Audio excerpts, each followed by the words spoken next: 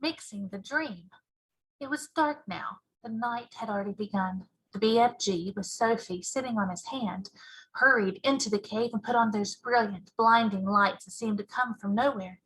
He placed Sophie on the table. Stay there, please, and no chittering. I is needed to listen only to silence when I am mixing up such a naughty, plexicated dream as this. He hurried away from her. He got out an enormous empty glass jar that was the size of a washing machine. He clutched it to his chest and hurried towards the shelves on which stood the thousands and thousands of smaller jars containing the captured dreams. Dreams have giants, he muttered to himself as he searched the labels. The giants is guzzling human beings. No, not that one, nor that one. Here's one, and here's another.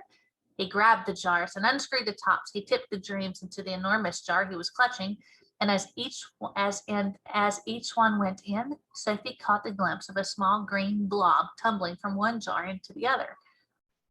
The BFG hurried towards another shelf. Now, I is wanting dreams about giggle houses for girls and boggle boxes for boys. He was becoming very tense now. Sophie could almost see the excitement bubbling inside him as he scurried back and forth among his beloved jars. There must have been 50,000 dreams up there on the shelves, but he seemed to know almost exactly where every one of them was. Dreams about little girls and dreams about me, about the BFG. Come on, hurry up, get on with it. Now, where in the wonky world is I keeping those? And so it went on. In about half an hour, the BFG had found all the dreams he wanted and had tipped them into one huge jar. He put the jar on the table. Sophie was watching him, but said nothing. Inside the big jar, lying on the bottom of it, she could clearly see about 50 of those oval sea green jelly-ish shapes, all pulsing gently in and out, some lying on top of others, but each one still quite separate and individual dream. Now he is mixing them, the BFG announced. He went to the cupboard where he kept his bottles of frobscottle, and from it he took out a gigantic egg beater. It was one of those that has the handle which you turn, and down below there was a lot of overlapping blades that go whizzing around. He inserted the bottom end of this contraption into the big jar where the dreams were lying. Watch, he said, and he started turning the handle very fast. Flashes of green and blue exploded inside the jar. The dreams were being whisked into a sea green froth. The poor things, Sophie cried. They is not feeling it, the BFG said as he turned the handle. Dreams is not like human beings or animals. They all has no brains. They is made of zazimos. After about a minute, the BFG stopped whisking. The whole bottle was now full to the brim with large bubbles. They were almost exactly like the bubbles we ourselves blow from soapy water, except that these had even brighter and more beautiful colors swimming on their surfaces. Keep watching, the BFG said. Quite slowly, the topmost bubble rose up through the neck of the jar and floated away. A second one followed, and then a third and a fourth, and soon the cave was filled with hundreds of beautifully colored bubbles, all drifting gently through the air. It was truly a wonderful sight. As Sophie watched them, they all started floating towards the cave entrance, which was still open. They're going out, Sophie whispered. Of course, the BFG said. Where to? Those is all little tiny dream bits that I isn't using. They is going back to the misty country to join up with proper dreams. It's all a bit beyond me, Sophie said. Dreams is full of mystery and magic. Do not try to understand them. Look in the big bottle and you will now see the dream you is wanting for the queen. Sophie turned and stared into the great jar. On the bottom of it, something was thrashing around wildly, bouncing up and down and flinging itself against the walls of the jar. Good heavens, is that it? That's it, the BFG said proudly. But it's horrible, Sophie cried. It's jumping around. It wants to get out. That's because it's a troublehumper. It's a nightmare, the BFG said.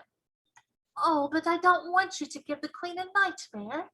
If she is dreaming about giants guzzling up little boys and girls, then what is it you expecting it to be except to be a nightmare?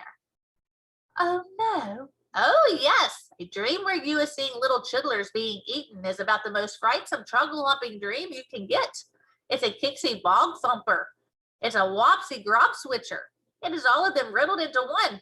It is as bad as that dream I blew into the fleshel beater this afternoon. It is worse. Sophie stared down at the fearful nightmare dream that was still thrashing away in the huge glass jar. It was much larger than the others. It was about the size and shape of, shall we say, a turkey's egg. It was jellyish. It had tinges of bright scarlet deep inside it. There was something terrible about the way it was throwing itself against the sides of the jar. I don't want to give the queen a nightmare.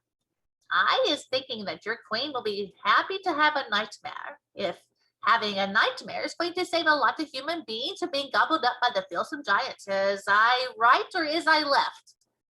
I suppose you're right. It's got to be done. She will soon be getting over it. Have you put all the other important things into it? When I is blowing that dream into the queen's bedroom, she will be dreaming every single little thing-a-ling-a-ling-a-ling you is asking me to make her dream. About me sitting on the windowsill? That part is very strong. And about the big friendly giant? I is putting in a nice long gobbet about him, the BFG said. As he spoke, he picked up one of the smaller jars and very quickly tipped the struggling, thrashing struggle humper out of the large jar into the smaller one. Then he screwed the lid tightly onto the small jar. That's it. We is now ready. He fetched his suitcase and put the small jar into it. Why bother to take a great big suitcase when you've only got one jar? You could put the jar in your pocket. The BFG looked down at her and smiled. By goggles, he said, taking the jar out of the suitcase.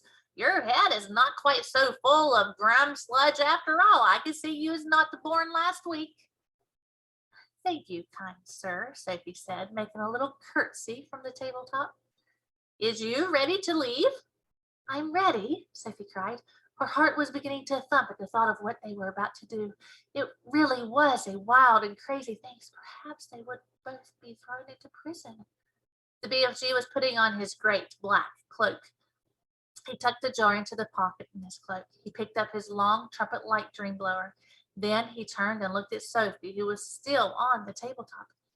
The dream bottle is in my pocket. Is you going to sit in there with it during the travel? Never. I refuse to sit next to that beastly thing. Then where is you going to sit? Sophie looked him over for a few moments. Then she said, if you would be kind enough to swivel one of your lovely big ears so that it's lying flat like a dish, that would make a very cozy place for me to sit.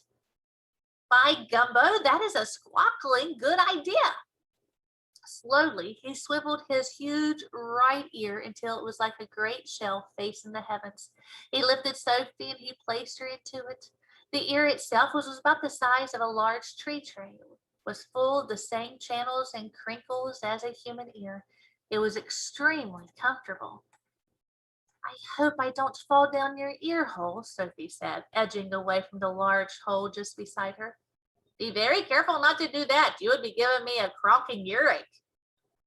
The nice thing about being there was that she could whisper directly into his ear. You is tickling me a bit. Please do not jiggle about. I'll try not to. Are we ready? Oh, wee, yelled the BFG. Don't do that. I didn't do anything. You is talking too loud. You is forgetting that I is hearing every little thing-a-ling-a-ling 50 times louder than usual. And there you is shouting right inside my ear. Oh, gosh, I forgot, said the mother. Your voice is sounding like thunder and trumpets. I'm so sorry. Is that better? No, it sounds as though you're shootling off blunderbuss. How can I talk to you? Don't, please don't. Each word is like you is dropping buzz bombs in my ear hole. Sophie tried speaking right under her breath. She said, she spoke so softly she couldn't even hear her own voice. That's better now. I was hearing you very nicely. What is it you was trying to say to me just now? I was saying, are we ready? We is off, cried the BFG, heading from the cave entrance. We is off to meet Her Majesty the Queen. Outside the cave, he rolled the large round stone back into place and set off at a tremendous gallop.